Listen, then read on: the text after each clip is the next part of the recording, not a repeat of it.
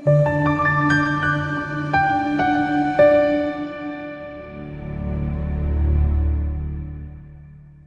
ngomukele kwi-channel yefleki igama uPastor Ningi.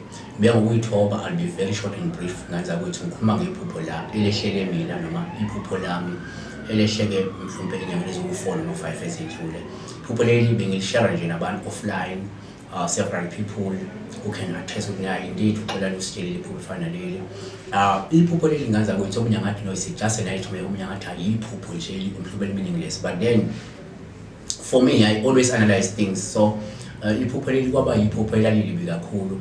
Elathi malifika kuyiphupho lemikhumbi yezempi. Yayiminingi kakhulu. Isibalo sakho ningakwazanga usibona ukuthi imingakhi. Yayiminingi kakhulu. Futhi ngikunotisile ngale mikhumbi kwakuyimikhumbi eyayime ibheke facing direction yase-Africa, direction yakuleli ngabade. Kuyimikhumbi eyayiqhamuka phesheya, kuyimikhumbi eyayiqhamuka ngale phesheya kwelwandle ize ngapha. Nakuba ngabonanga ngo-driver banemikhumbi yezempi, ngisathukile, ngisamangele, ngisazibuza ukuthi le mikhumbi engaka kwenzakalani. Angibese ngizwa izwi lithi, let us contaminate water so that those will survive the warfare will not survive uma sesithinte amanzi, yabo. Ngabese ngiphaphama ke emva kwalokho.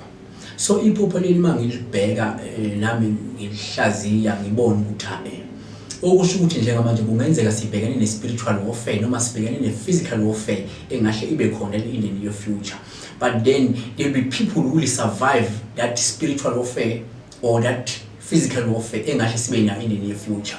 But that is why seba no plan B manje lababusi bomnyama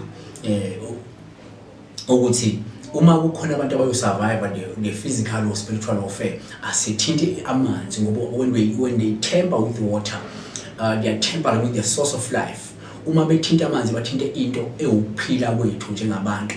So into esingayiveza la ukuthi kubalulekile ukuthi singabantu asilindele ukuthi kungenzeka ukuthi njengamanje sibhekene nempi noma sibhekana nempi, kodwa isali kuzoba i-physical or spiritual warfare. Kodwa futhi kuzophinde kuthinte isimo se-source of life yethu.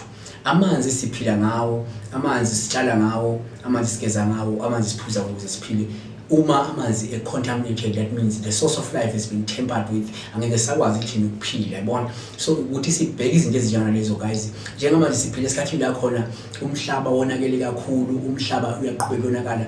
Ziningi izimpi ezibhekiswe kubantu bakuleli ngabadi, nezibhekiswe nje kubantu in general.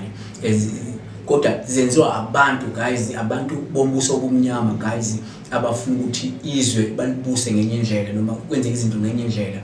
So our way is to conscientize people. I always engage with people, especially on different levels. Abantu abakholwa nabantu abangakholwa sikwazi ukubheka izinto guys, so and analyze things so that sizoba aware ukuthi kwenzakalani now and in the near future, what to expect, yabo. So for that reason, that is why I'm sharing iphupho so that should when something you know what you know, because did mention that kunento so engahle sibhekene nayo guys. Kubi life ayingeke iphinde ifana naseqaleni guys.